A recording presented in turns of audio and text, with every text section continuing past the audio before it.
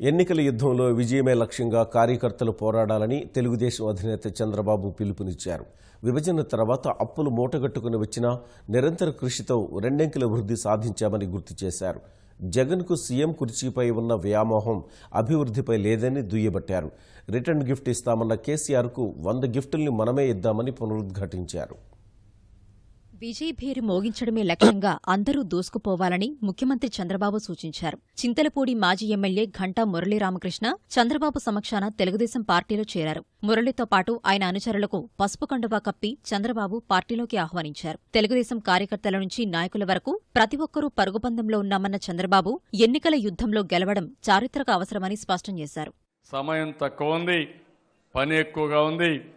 ఈరోజైతే వరబడి కూడా చాలా బాగుంది, ప్రజల్లో చాలా పాజిటివ్గా ఉంది. ఎక్కడ చూసినా తెలుగుదేశం పార్టీ ప్రభంజనం చాలా పెద్ద ఎత్తున వీచే పరిస్థితి ఉంది.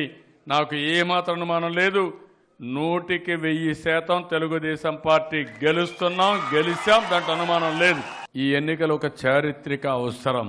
హక్కుల కోసం పోరాడుతున్నాం, ప్రత్యేక హోదా కోసం అనునిత్యం పోరాడుతున్నాం.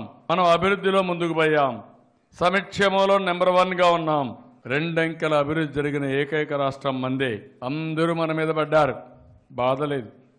ఎన్నికలు కూడా ఫస్ట్ ఫేజ్లో పెట్టేశారు. మామూలుగా లాస్ట్ ఫేజ్ జరిగే ఎన్నికలు మనకు సహాయం చేయడానికి, చెడ్డ చేస్తామన్న ఉద్దేశంతో మొదటి ఫేజ్ తెచ్చారు. చాలా సంతోషపడుతున్నా.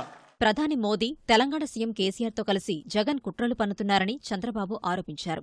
ఒక్కరోజు కూడా అమరావతిలో ఉండని వ్యక్తి ఆంధ్రుల ఓట్లు ఎలా అడుగుతారని ప్రశ్నించారు. ప్రతిపక్ష నేతకు కుర్చీపై ఉన్న ఆకాంక్ష రాష్ట్రాభివృద్ధిపై లేదన్నారు.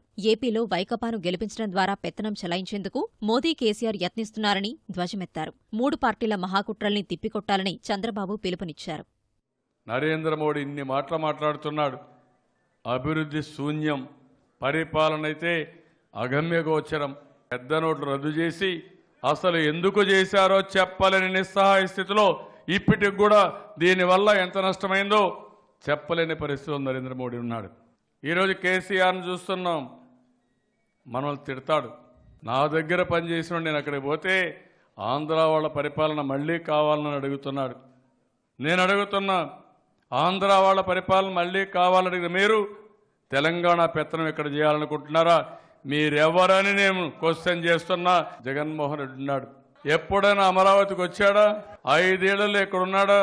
ఈ గడ్డ పైన నమ్మకం లేని వ్యక్తి, అమరావతి పైన విశ్వాసం లేని వ్యక్తి, మన రాజధానిలో ఉండలేని వ్యక్తి ఇక్కడ పోటీ చేయడానికి అర్హత ఉందా అని మిమ్మల్ని అడుగుతున్నా. మీరు 100 మంది అయినా ఏ కుట్ర చేసినా మమ్మల్ని ఏమీ చేయలేరు. అది మా నిబద్ధత, అది మా నీతి నిజాయితీని మరొక్కసారి హెచ్చరిస్తున్నా.